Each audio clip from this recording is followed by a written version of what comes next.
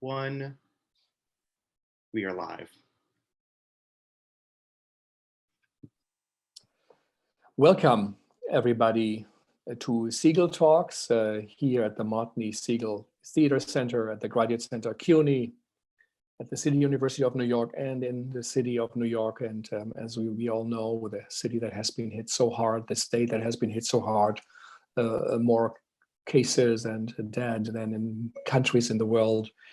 And streets are empty. We hear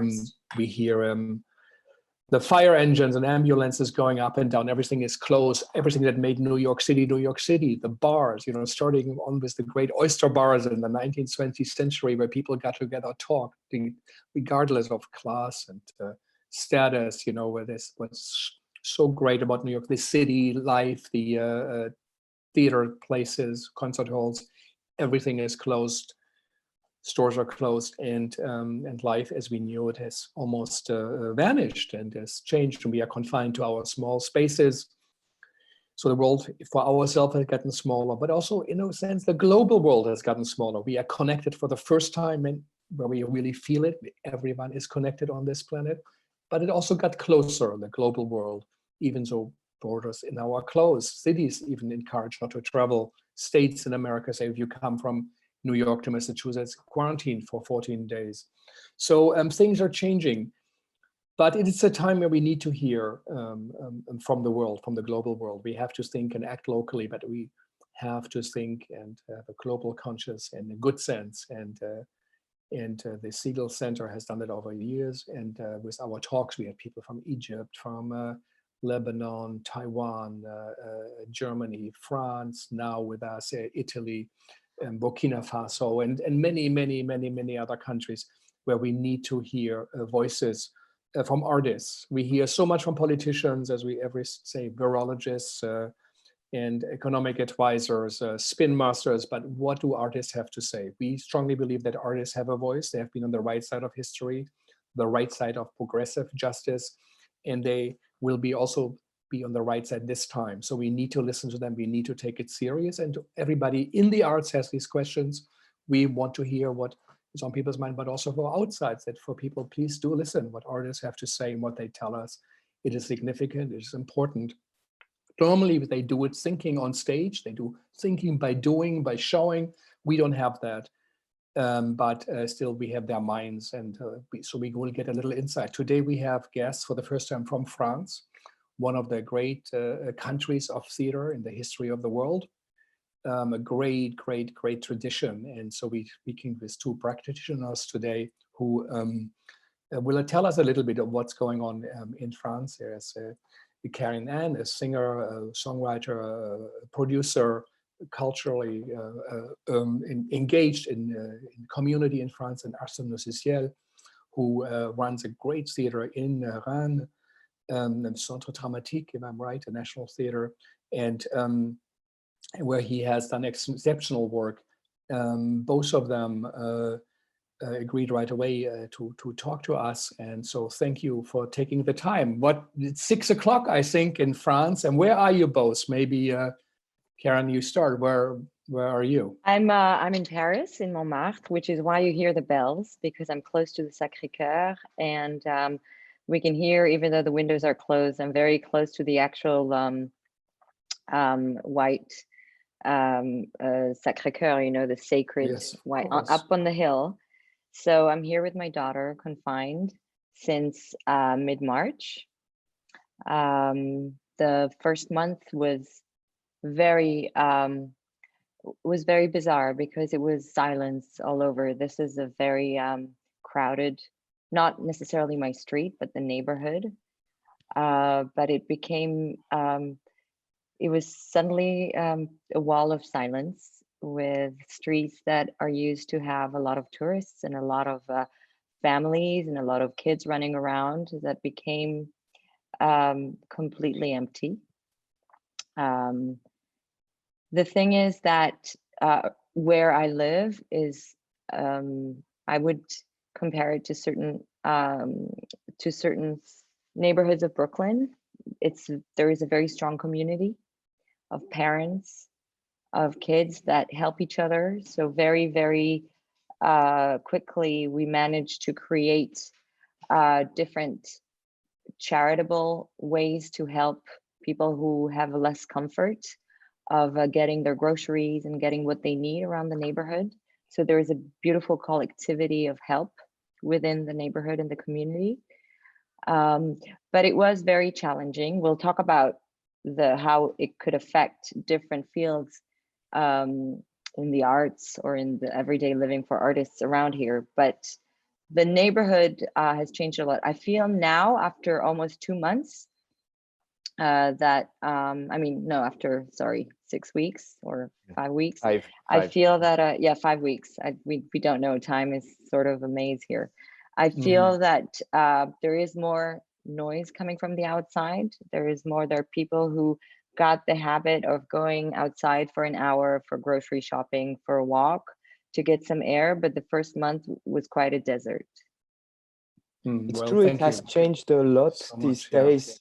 It's interesting, Keren, you say that, because I had the feeling since 2 or 3 days that something has changed and that people go much more out right now. So you have to know that in France, the lockdown was really quite severe, as we needed to fill out some forms in order to go out.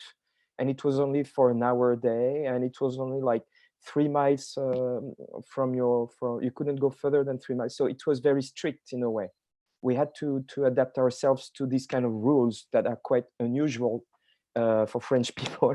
And for my part, I had a very different experience. The day we had to close the theater, I felt not that I should stay in Rennes, but get back to Paris in order to get closer to my family and join my family. But I live in the center. It's in a very different district from Keren. And the center, there are not so many people living here. It's mostly people working, and it means that lots of people have left, and the whole district was quite deserted. There was no one for a while, except hundreds of homeless people. I live in a street when there is a social association called Emmaüs that tries to help support rescue homeless people. So they were all gathering here.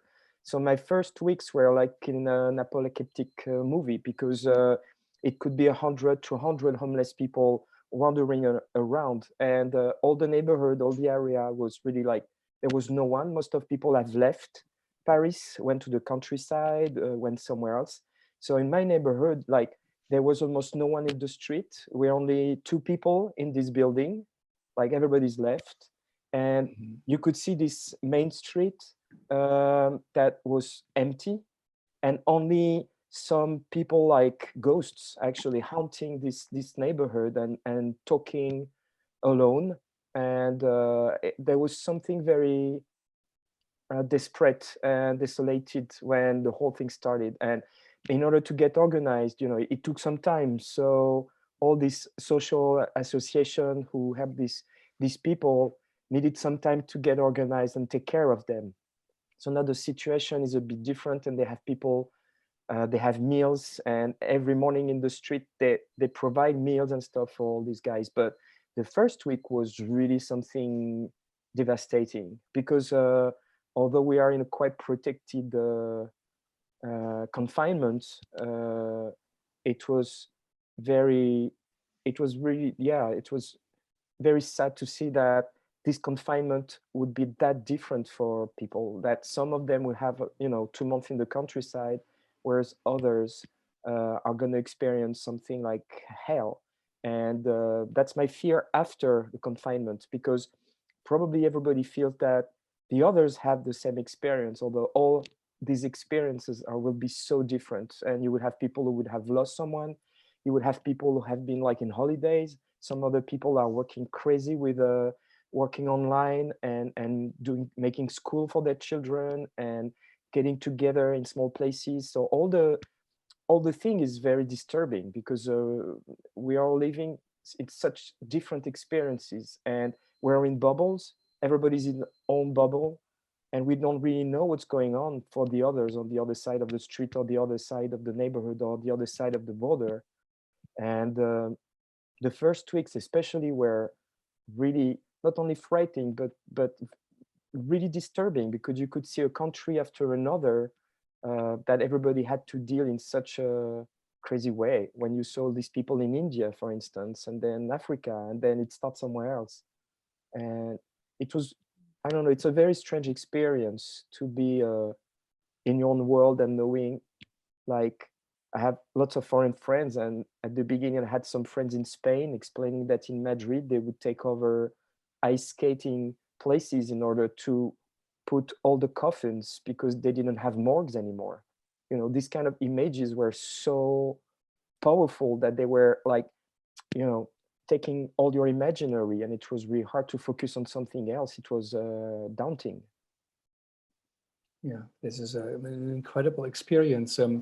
I heard in the news this morning, and Keren, Anne, maybe for you to answer, there have been some burning cars in some of the banlieues, the suburbs of Paris.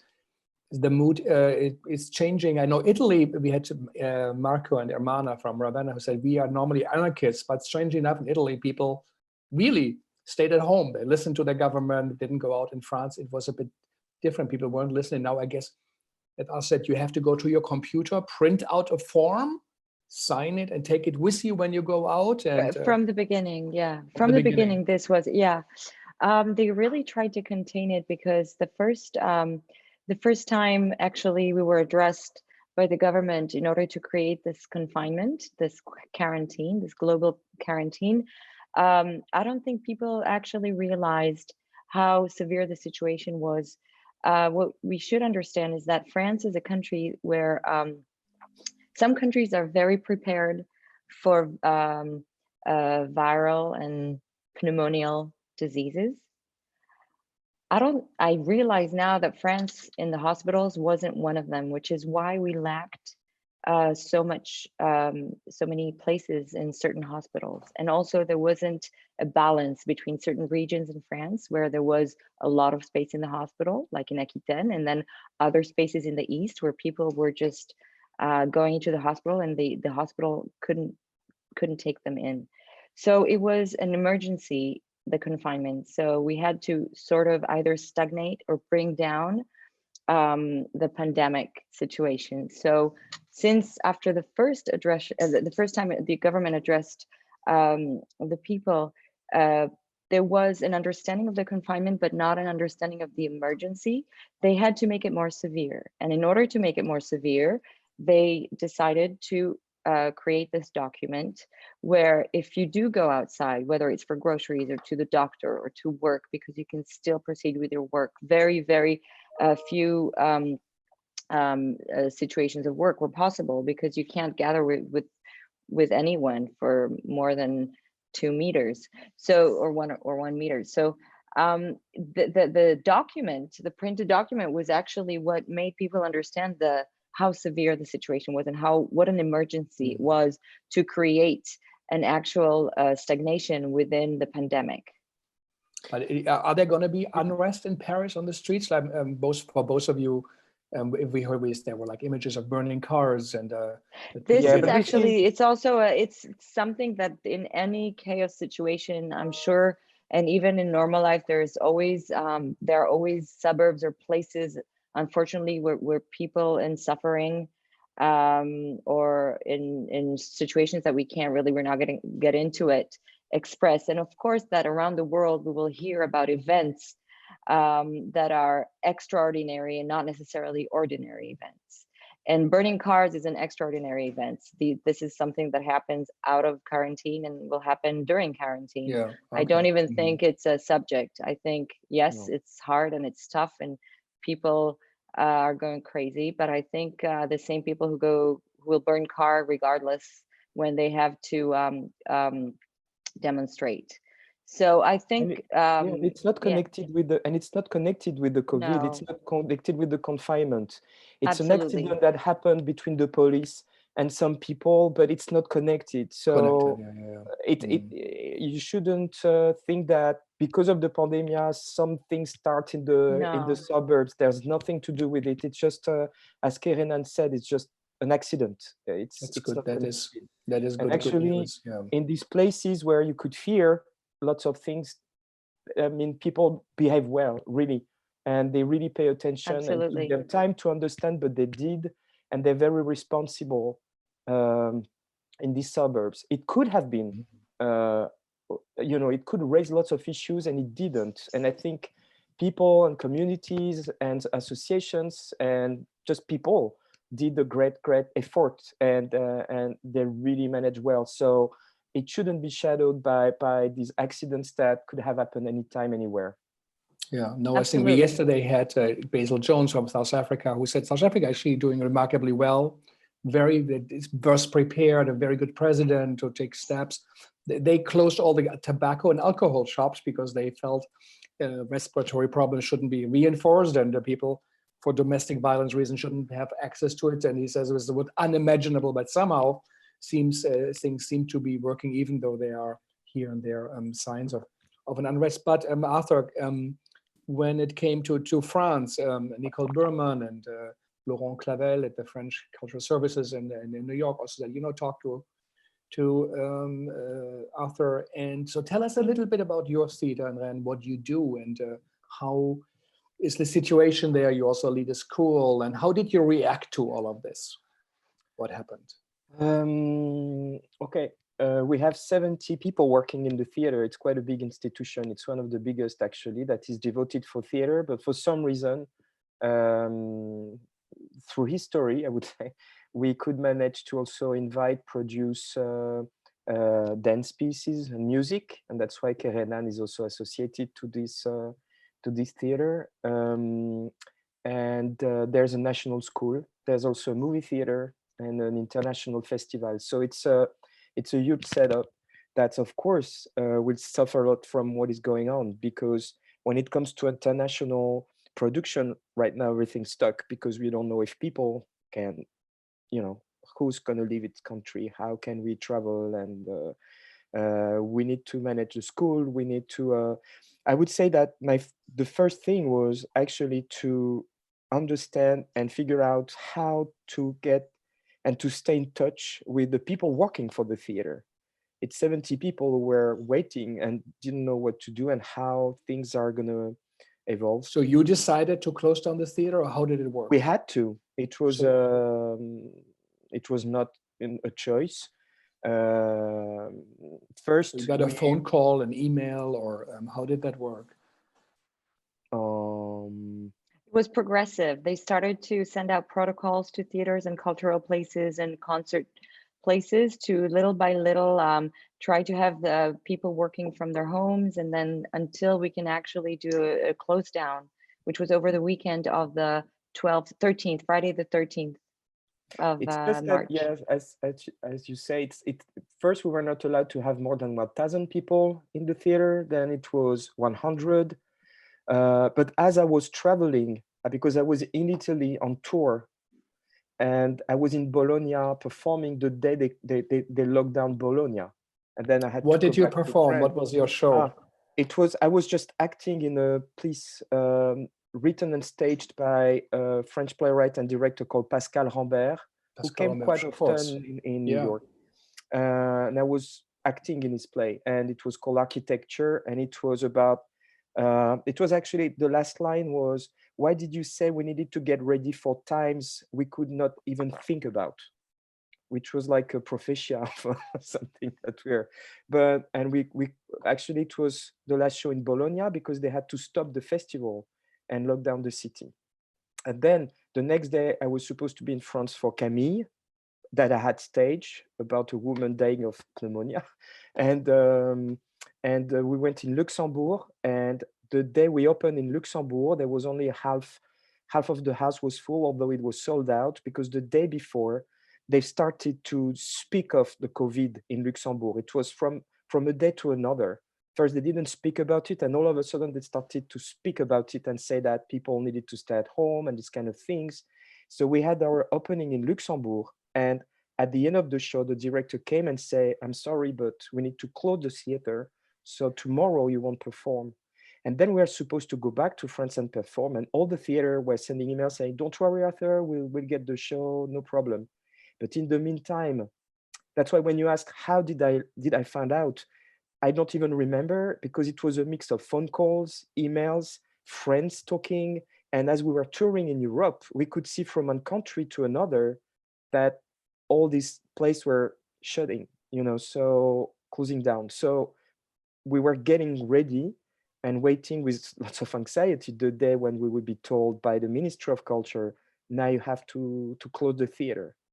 And for 2 weeks, it was mostly administration, organization. How are we going to make it work? Will people get paid? How does that work? You have to know that we are in a country when luckily there are lots of subsidies for art and culture. So our institution is a public theater. It means that we don't only depend on the box office. Most of the money comes from subsidies from the government, from the region, from the city, in order to, and it was a very ideological and political project at the end of the Second World War. It was the idea of creating that network all over France, asking artists to run some companies and institutions in order to create a demanding work and demanding culture, but to make it accessible for the largest audience. And subsidies help us first to create and develop new works and to take risks and to make art or more experimental forms, but on a larger scale. And the other part of the subsidies are actually for the audience, because people gonna come and see a show in our theater will pay maybe 15 euro. So, the money has to come from somewhere. Mm-hmm. So this public network supports artists, but also supports the audience and allow people who could not afford going to a theater to go. So we also work with lots of association and people in order to bring these people in our theaters. So anyway, the government said at the beginning that they will support either firms or corporates, but also the public services in order to make them work. So our situation is bad, but it may be not as bad as in other countries. When I speak with my American friends and American actors, it's just, there's nothing, really nothing. So we've been encouraged by the government, for instance, to pay what we had to pay when we had to cancel a production. We were supposed to have a few shows till June, and we had to cancel maybe 7 or 8 performances, shows, I would say 7 or 8 shows, but we paid everything. So artists get paid, technicians were paid, and we tried not to cancel all these shows, but to postpone them. And we paid also for all the people who were on tour with our productions, although the tour was stopped. So we needed to find some ways to make sure that during that time people could get their money, or would be sure that their shows would be presented in the next season. So of course we had to juggle and jeopardize the season in order to make it work now. But that's, lots of people are going to be cancelled anyway. It's just a new puzzle. But still, it shows that a theater that is supported by the state for artists, but also for audiences, can deal better with it than a purely commercial theater like a Broadway system. But we have Keren, and how did you experience that? How is it for you with your career as a musician and singer? Do you have any gigs coming up? Do people pay you, or did they? What's? So I was on tour. I was actually on tour. The night they announced the beginning of the confinement on March 12th, I was playing. I was on tour with my musicians. I had about 30 shows to come, like around with the summer, between 25 and 30, not only shows, but also events. And we knew it was coming. We didn't know exactly when. And then at some point, about 2 weeks before, I think they moved. It was from no more than 5,000 people, and then no more than 1,000 people. So we canceled all the shows that were supposed to be for over 1,000 people, and then we kept the ones that are under 1,000. And on March 12th, they said that it was over, that you can't gather at all, like under 100. But it was just for another few days. But we knew, so we had to cancel everything. The thing is that some of the shows were in theaters and in concert halls that are supported by the government, but most of them were also, there were many shows that were in rock clubs and festivals. when it came to, there is a whole issue here that we can address or not, but there was something in terms of anything that has to do with rock shows, that had to do with insurance contracts that has been done in December.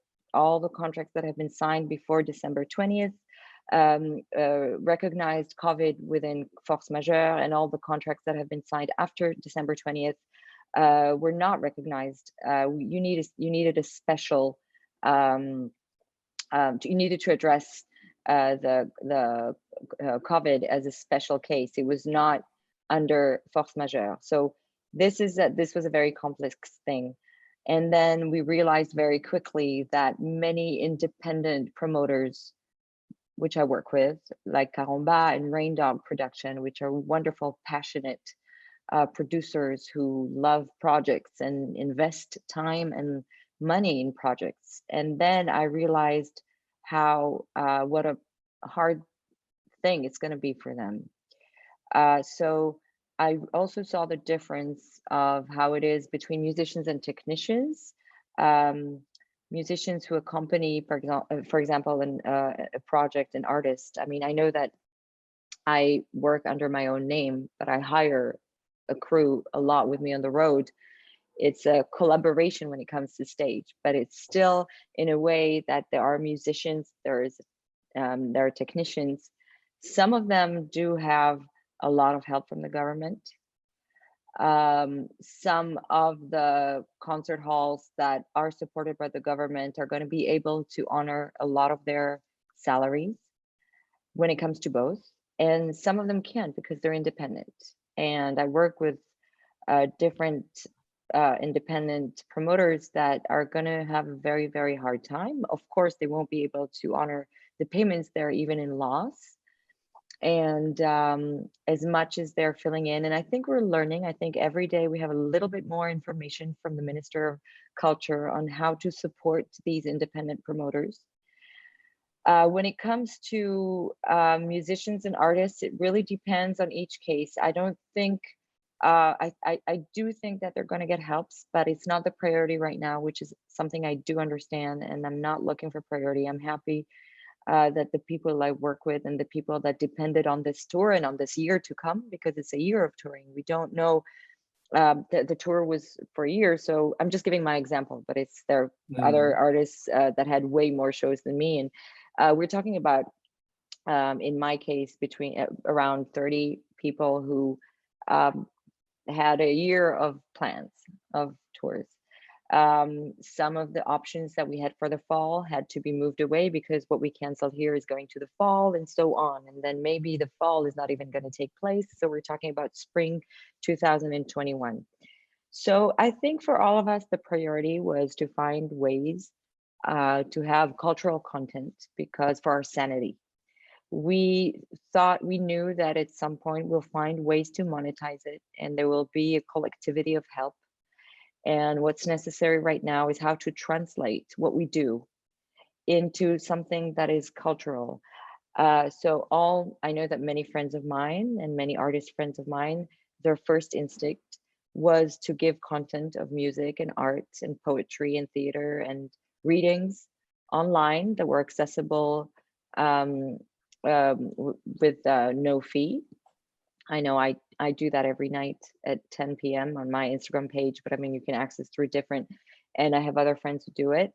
And I think artists also decided to do it a lot around the world. But in France, from what I understand, they're very, very fast. There was a lot of content from all different fields of arts.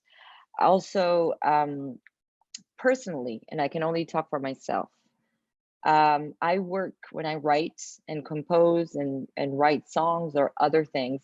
I work from a relation that is distant to the emotion. For example, if I had to work on a project now, I would be addressing things that I have already lived and experienced. I need the distance. And I found myself in a place where I'm unable to create at all, because the only thing I could work on is music for somebody else's vision, for a play or for dance, but it's not coming from me. Like songwriting or writing in general comes from a place of re-experiencing an emotion that you've already lived.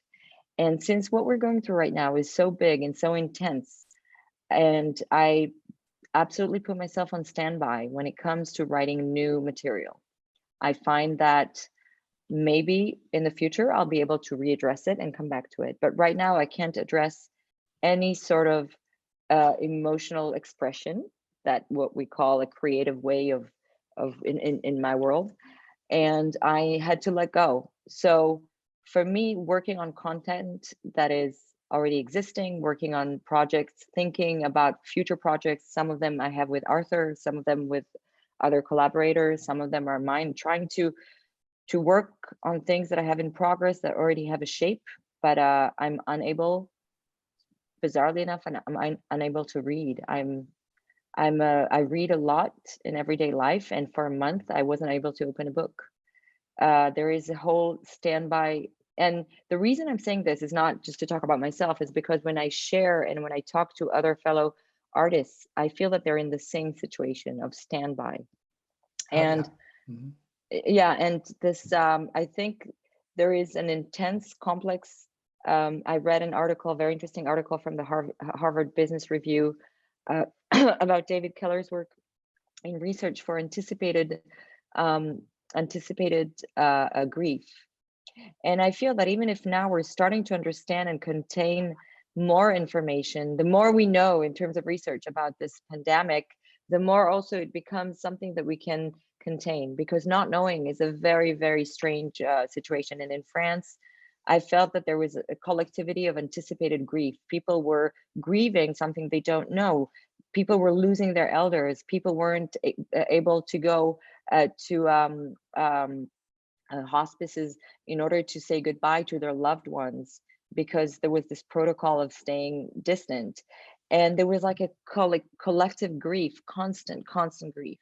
And I think the more we're going to be able to put names on things and a physical form and words on what's actually happening, the more artists are going to be able to actually take their ideas and create new stuff. But as of now, I feel that people are okay with just letting it in and working on things that already exist, maybe reviewing them, sort of going back to them, trying to work on classics. I feel that many of my friends agree that diving into classics within theater or poetry or music have comfort, because you feel that the experience is coming from other eras where they have already lived extraordinary events and they have already experienced them, and we need their witness. I mean, it's like a witness. We need their input in order to understand it.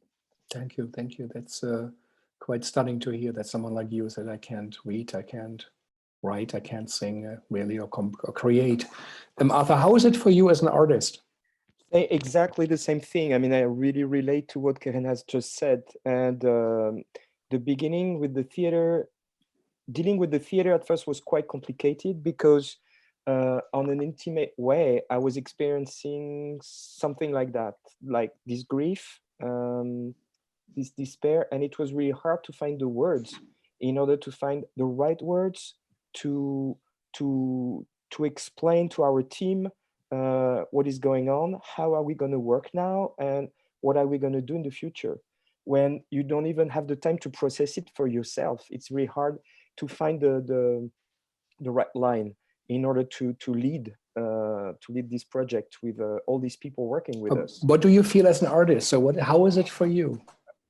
Exactly the same thing. And actually it was really difficult to focus on something.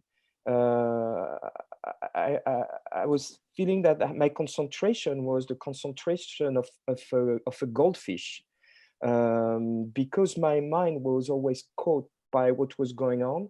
And I think there is that grief, absolutely. And our imaginary was taken by something that was in the air, but I think also something really wild, really animal, really something from, I don't know which era, was taking over on our something. Yeah, I think I was like an animal it was not rational. It wasn't in my brain. It was something in my body that was always on the lookout.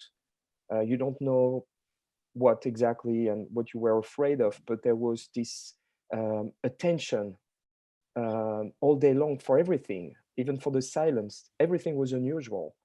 And it was unusual to go in the street when you may be not supposed to be in the street. It was unusual to give a form to a police guy because you're out in your neighborhood. It's unusual to stay away from people when you're in the grocery store. It's unusual to arrive by the Louvre and there's no one. It's unusual to see all these people sleeping in the street.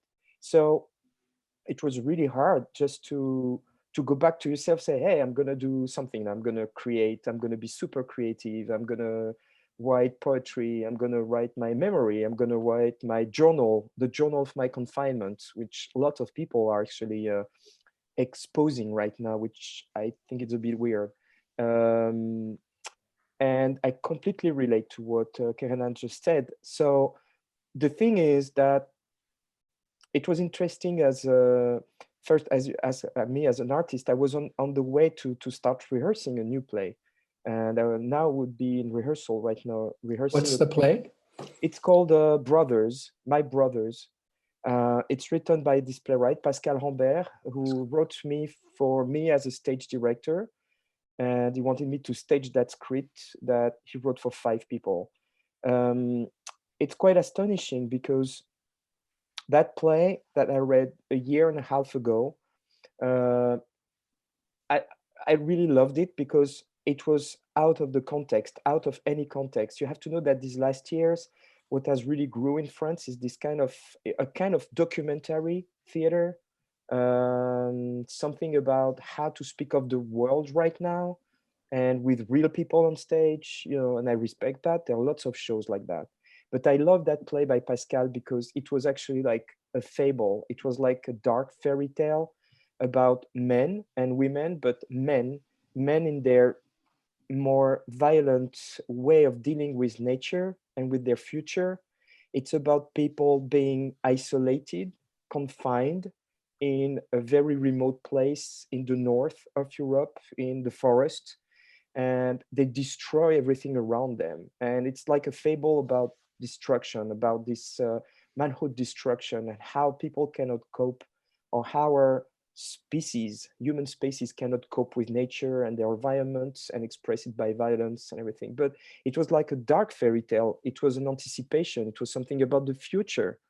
And I was happy with that because I say, okay, it would be nice to have something that is not connected with the news.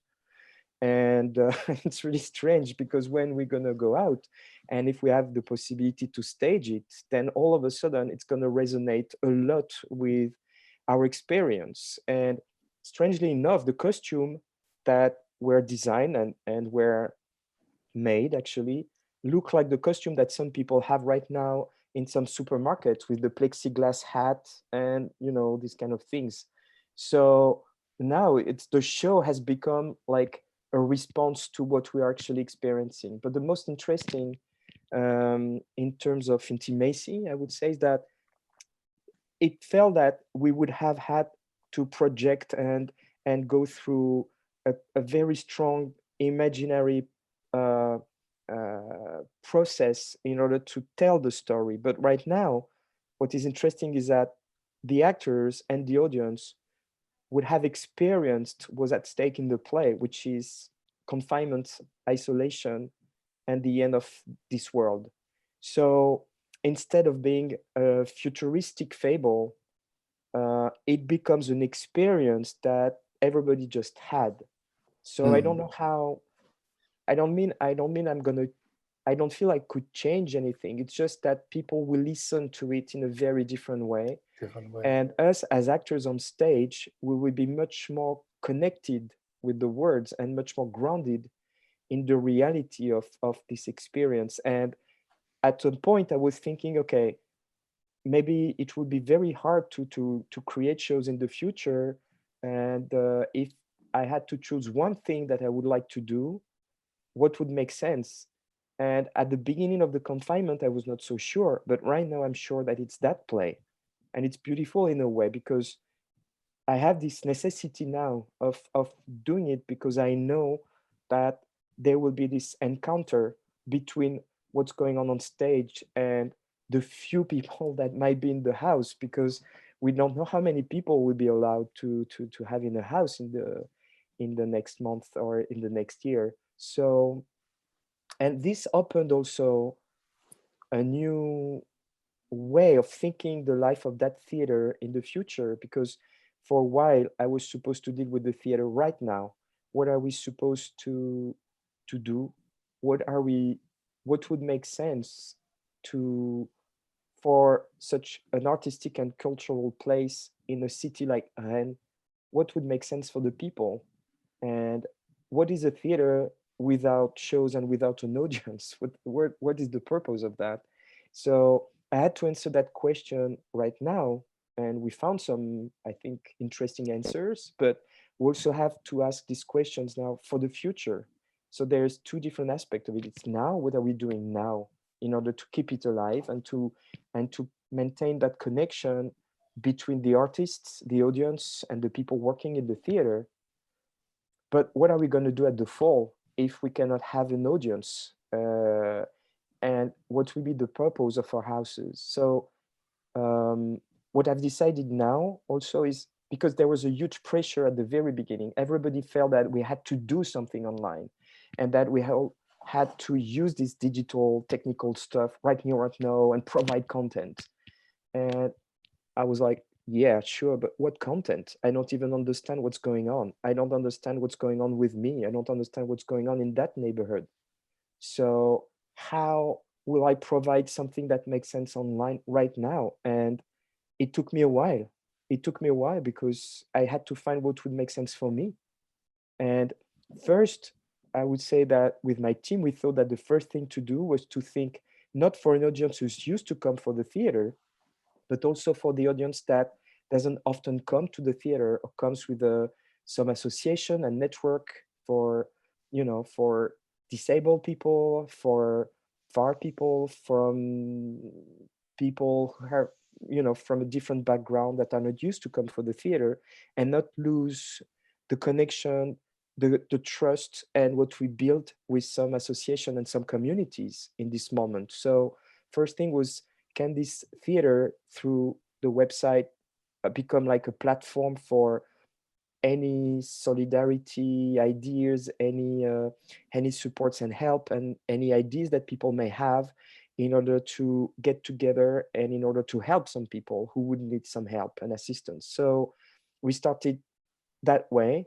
And then there was another simple idea. We have a movie theater, and this movie theater now is online, and it's on demand. People can pay to watch a movie. So we managed to get what people would pay would be transferred to some association in Rennes who bring meals to homeless people, for instance, things like that. Very simple things, very So you humble. show things in your movie theater, people pay a symbolic fee, and it helps people to be fed.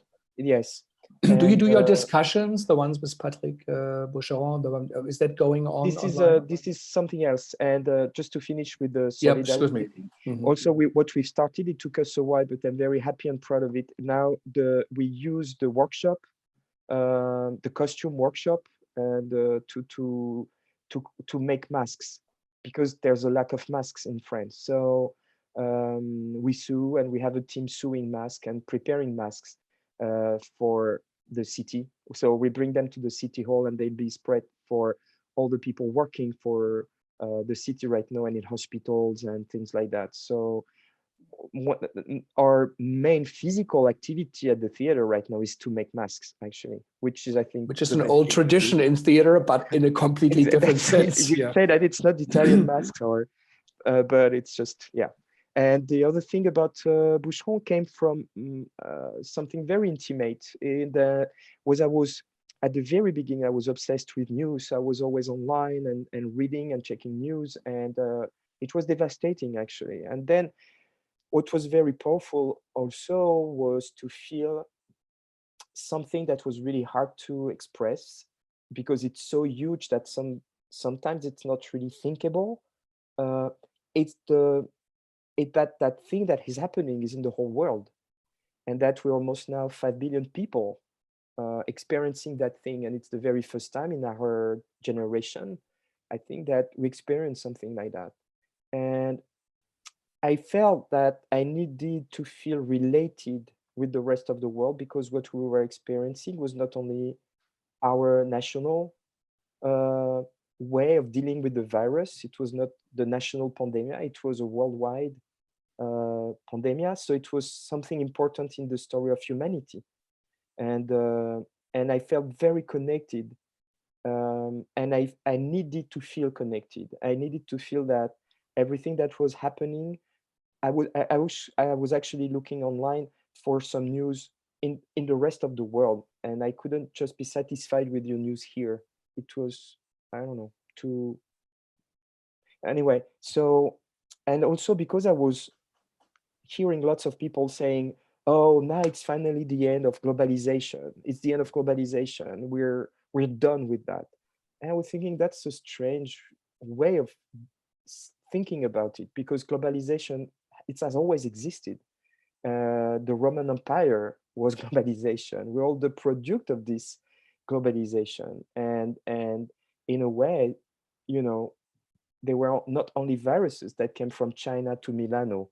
In the 14th century, it was the silkworm, and that's how silk started in Italy from China. You know, it was the same journey.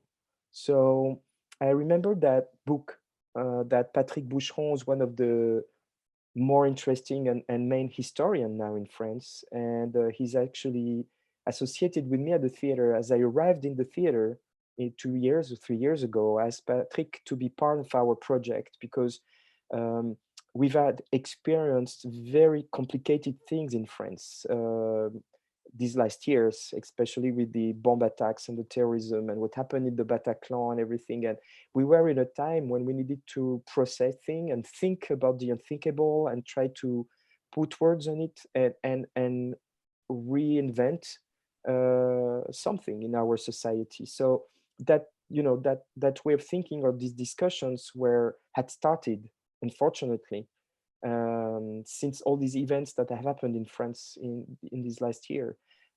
And so Patrick was associated with the theater, and in order to bring something about history, echoing our season and echoing what the theater was providing in terms of content, and he was in a way reinterpreting it through the lenses of history.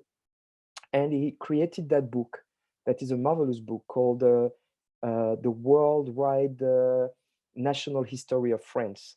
It's like how the national history and story of our country is a storytelling, is a fiction that, of course, each country is doing, but how we cannot think about our national history separated from the rest of the world, and our national history is completely connected with the rest of the world. And he created that book with 30 other historians, and it goes from prehistory to 2015 and the Bataclan, and you go through all these dates, and it's so fascinating to see how we are made of, and how our history has always been connected with all the other countries.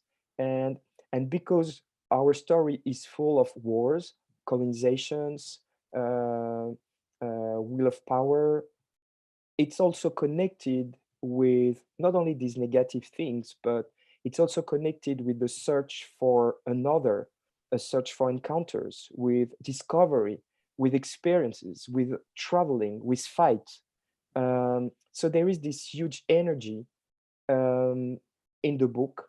There are all these discoveries that we make from one date to another, because it's built, you know, through maybe more than 100 dates from minus 50,000 to 2015. So our idea was to choose and select, and Patrick did it. He selected 50 interesting dates, and we asked actors and actresses and artists who were supposed to be in the season, who were in the season, who are connected with our theater to read them every day. So we recreate this huge community, and it's quite moving because it's a huge community. And you do that now readers. too, during the, is there something going on right now in the? Yes, it has started a week ago. Oh, you start that right now. Oh, it's we not the started it a wow. week ago, and it's quite beautiful because it's such different voices and such different personalities who read, and they do the best the best they can with quite difficult text because they haven't been written to be told. It's written by historian. It's it's a very serious book. It's research. It's not entertainment. So they do really hard job in order to make it clear, and it's so fascinating because they're very engaged in these readings, but because these stories are so fascinating, and you find out that the Islam is present in France since the 8th century, and there have always been lots of things that came out of that, for the better and the worse. But it's interesting to remember the better. It's interesting to remember that the heart of Judaism in Europe at some point was in France in 1000, in the center of France somewhere, with the main leader and thinker of Judaism, Rashi. It's fascinating to think that Dunkerque, which is such a desperate city in the north, have been one of the most cosmopolitan city in the world in the 17th century, that they've been one day in Dunkerque, where Dunkerque was Spanish in the morning, French in the afternoon, and English in the evening. Incredible, yeah. Things like that. And it's so fascinating because we are made of all this huge connection and discovery and exploration, colonization, but it makes this métissage. Oh, I don't remember the name in English, Keren, and the métissage. Blend? Or like, I don't know how. Mixture, Yeah, we can melting, use métissage, the yeah. melting. We're such, France, it's not France. France is just a blend of so many countries and culture and mix of people. And how interesting to think that instead of saying we put on a cabaret act, or we do something, or we show our shows we have done, which also I think is a very important thing to, you say let's engage with the history of also, France and put it out, and something you can listen to, because there were lots of things to watch, but sorry, there are people who work on their computer for hours, then they have to make school for their children, then they have to prepare 3 meals a day and 2 laundries, and not everybody has 3 computers in the house, and it's just one, and who can sit and watch a show for 3 hours? Keren, how is it for you? How do you cope with this? What are your? No, I have one. I have one daughter, but I have friends who have 3. I have one daughter, and she's magic. So it's been, even with schooling and everything, so I can't complain. But I know some people for that are having a very complex time. It's 3 different classes, ages, programs. They need to work from home. I'm sure, as Arthur said, people are going to have different experiences, and like in any experience that the world is going through, I'm very concerned about how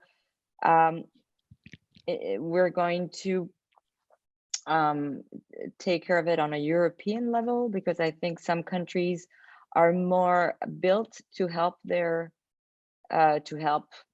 people individually, and others don't have the budgets and the possibilities. I want to know that there is a collectivity within Europe, because as Arthur said, we learn from history. History has showed us that when we close our borders and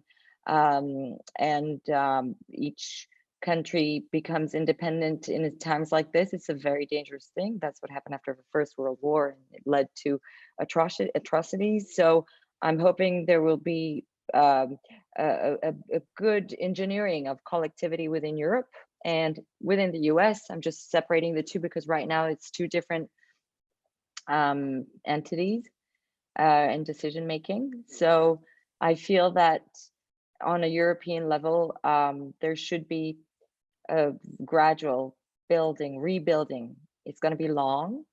We know very little. We don't know for how long we're going to need to go back and forth within this confinement. We don't know for how long the arts are going to be something accessible only online.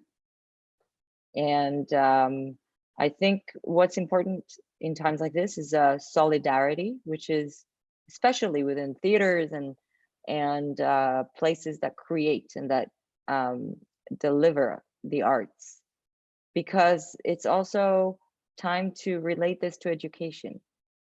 Our kids may have access right now to art and culture online. We don't know for how long. And we're going to have to learn how to transmit as many things as possible for their education like this for a little while. How do you? Sorry, Frank, we've decided Sure. regarding this question, because right now we're using everything online, we put what exists, and I think so many things have been produced this last year that it's quite beautiful to have this opportunity now to rediscover some shows sometimes if we have time, to listen to lots of radio broadcasts, and there are amazing stuff that have been done these last years. And thanks to some institution, we have the possibility now to reconnect and rediscover so many things we didn't have the time to listen to. But I think at the fall, my I don't know if it's a decision or a desire, maybe this desire will become a decision soon. If we cannot open the theater at the fall, then we need to open it for artists. If we cannot get an audience in the theater, we need to have artists inhabiting it.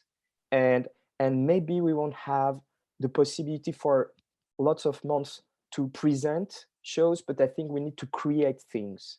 And maybe someday there will be people to see them, because theater, it's only about, and music also, but let's say theater, it's really about being in the same moment and in the same space with people on stage and in the house, and something is happening which is living, which is alive, which is this performing living art. So even if the theater is closed at the fall, then it should be open for people, artists, ideas, and I think we're going to use the space, the empty space, in order to dream and prepare the future.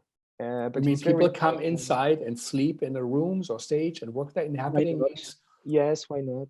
Why not? And But we use it for the in Rennes, there are many different rooms for many different forms of creation. There's the possibility totally to do workshops and stay there. And I mean, even within artists and exchange and write together and bring in artists from different fields, blend as much as possible within the arts. That's it's the TNB is very well built for collaborations. Is it a time to completely rethink what we do? I mean, Avignon, for example, is cancelled, which of course is a big, significant, the most beautiful celebration of theater, but also the names that come in, and so many out there. But it also has been done like in this way for a long time. It was created after World War II, also after a time when there was a big hunger for culture. But do things have to be radically reimagined? Are you reimagining things at Rennes as something that you say we now have to react to that time, or do you think no, we should focus on what's good and what we know, what will work? Well, my first move was what I just said, is like, it's to create anyway. Like, if I cannot do my brothers at the fall with an audience, I will do it anyway without an audience. I will perform in an empty space with all these ghosts. But I think that something might come out of it. I think it would be it's very difficult to figure out what, because it's going to be the result of so many things that we are going through. As Keren just said before, we need to go through it, and then, well, and I think it's interesting to give us ourselves the possibility to take time, not to rush on new ideas, because we're not obliged to have new ideas. Yes. And like, when we have all these questions now, I have interviews like, how can you imagine? What do you imagine when you go out? How do you imagine it's going to happen? What's going to happen? I don't know. And in a way, I don't want to know. And the best thing I did these last days was to drop it, to just give up on this and just let go. I don't know. The only thing we need to do right now is to be flexible, and as Bruce Lee said, be like water, and go with what's going on. Because I think if we aim too much, or if we decide too much, probably we're going to lose something, or probably we won't have the full experience. What we need to do is to go through it with the stream, and we'll meet people, and we'll talk with people, and we'll try things, and things we don't even know probably will come out of it. But it won't happen if we decide what we want, what we see, or what we think people will expect. How should we know? And I think we should be much more humble than that, and just experience. And you know, there've been so many shows that were produced. I think it's sad if we close our theater for a season. It's super sad if we cancel Avignon. And I'm sad for the artist, I'm sad for all this, I'm sad for the audience. But on the other hand, maybe it's nice to have this moment on hold. Like, okay, we all say that, oh, it's nice to make the stop. It's nice that plane stop. It's nice that we stop, you know, and buy clothes. It's nice that we stop. Okay, we can stop doing things for a little while. It's okay. It's okay not to have ideas. It's okay not to, so for the moment, produce. Yeah. And if we have to remount some shows, if we have to the time to think about how we were doing things and what we didn't like in the way we were doing things, and just the time to think how we would like to do them now, then it would be nice. But if we don't stop, we will never think, and we will never take the time to not only to think for yourself, but to share it with the others. I don't know if it's clear, but it's very clear. It's a very beautiful approach, I believe, what you just said. Yeah. It's I mean, Sahar Asaf in Lebanon said it's best. She said she had a hard time, but she said now let's all be okay with that. We don't produce.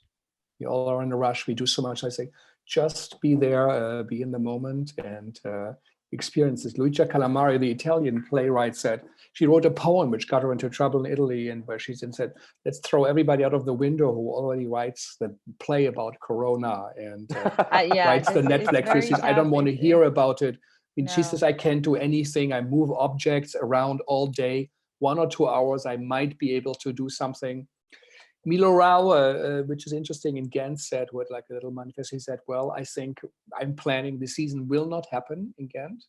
And if it happens, let's imagine it as if it will not happen. Let's do everything outside in factories and schools, in buildings, that it's not this theaters, that we find a new way, reconnect, be activists as refugees. Who knows, you know, what will come out. We are a little bit over time. I'm so sorry to interrupt. I have another live show that I have to prepare to, that I'm invited to, and it's in 10 minutes. Yes, of course. So thank you for having us here. Thank you so much for sharing this moment to talk about what's going on in our country. Yeah, no, thank you. And we are really interested, and thank you, for this was an important insight. Maybe the last question to Keren, very fast. What do you do then to keep you going, to your batteries? What do you do in your day? Well, I try to do as many activities with my daughter. I try to look more into the educational aspect of this, because maybe this is something that I will go more and more to, workshops online, and sharing things about the writing, the songwriting, the production.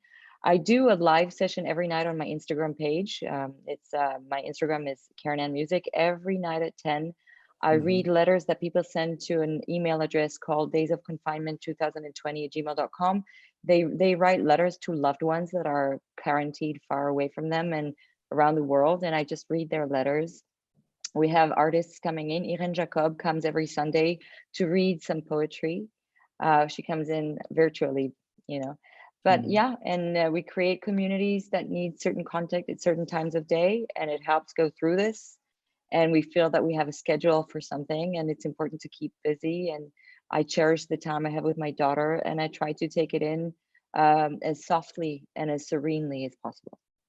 Well, that's really quite a big good advice, a lot that you're doing. So thank you really for sharing, and good luck. Thank you for having me. Love to all. A.R.T, we'll speak very soon. Bye. Thank you, Frank. It was really nice to join you guys. Thank you very much. Thank you. And maybe Arthur, for you as a final question, we do have, of course, a lot of young artists, young author Nauzyciel, you know, when you were a student or whatever at the time, listening now, some classes and artists in general, whether they might be in New York or in New Delhi or in Bangalore or anywhere in the world. What would you say as someone who's also a teacher? You run also the school, which you have to deal with also with all of it. What is your advice as a working artist? It's very difficult to because the more you grow, the less you want to give advices, right? You understand that life is such a journey.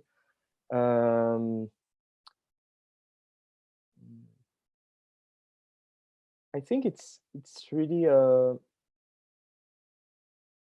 think what's really useful is to think that it's not about recognition, it's not about existing, it's how through your art you also build yourself. And never forget that you'll become through years the man, the artist, the woman, the artist you will be through all these choices that you're going to make, and that all your encounters, all your choices will finally create the person you will become. So it's just to stick to what you really believe in, and yeah, in a very straightforward and honest way. And in this Corona time, what would you think would be a way to prepare for them, or to what? Oh, it's so difficult to say something general, because I think I see that with our students. They're 20 and it's 20 different experiences.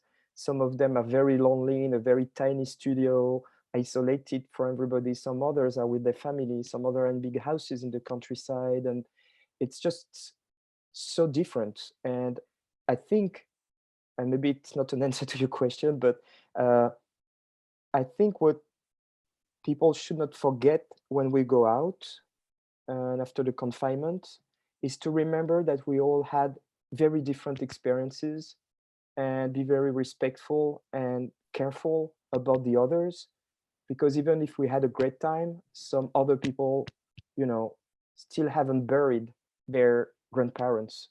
So we should not forget about the fact that we'll have to be very delicate, because we all forget that we're stuck in our places and with our computers, and our vision of life right now is through that screen or through our windows, but it's not real life, and we have no idea actually about what was really going on.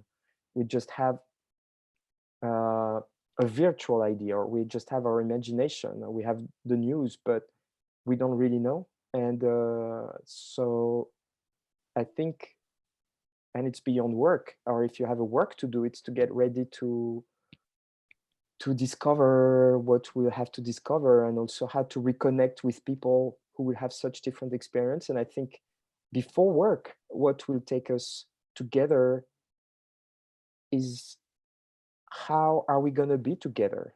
Like if we have to respect that social distance, for instance. It's so strange right now if you meet some friends, or if for some reason you need to see someone, and I had to take care of someone of my family, and it's so strange because you cannot hug, you cannot get close to people. This is something that is really new.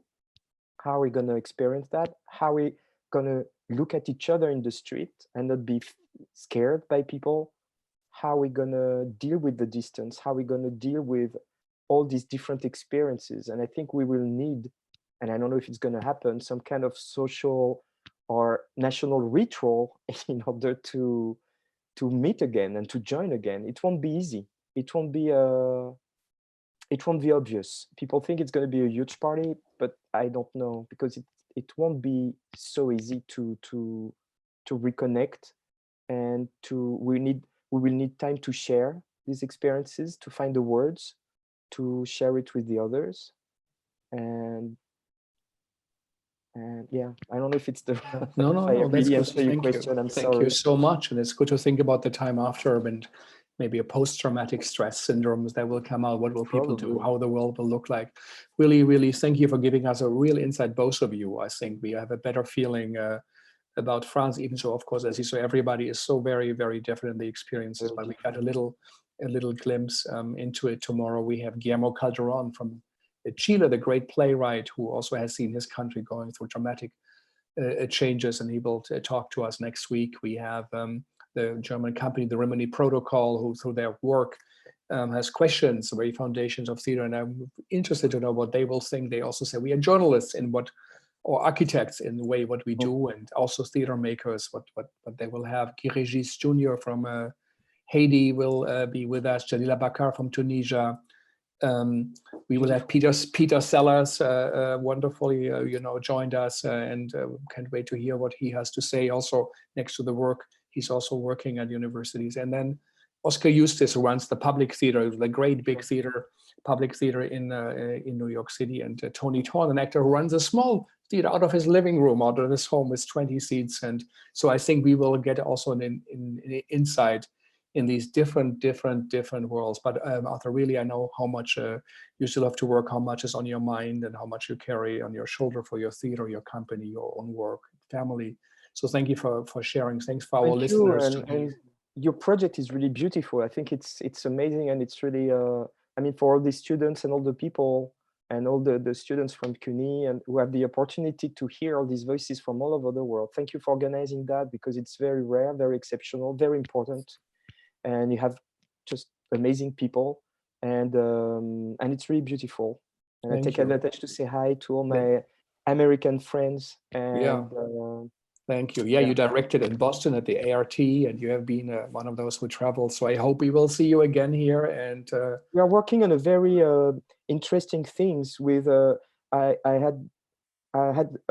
did a work about Jean Genet called Splendids, a very unknown and beautiful play, with a group of different American actors from New York, but from everywhere, people I worked with.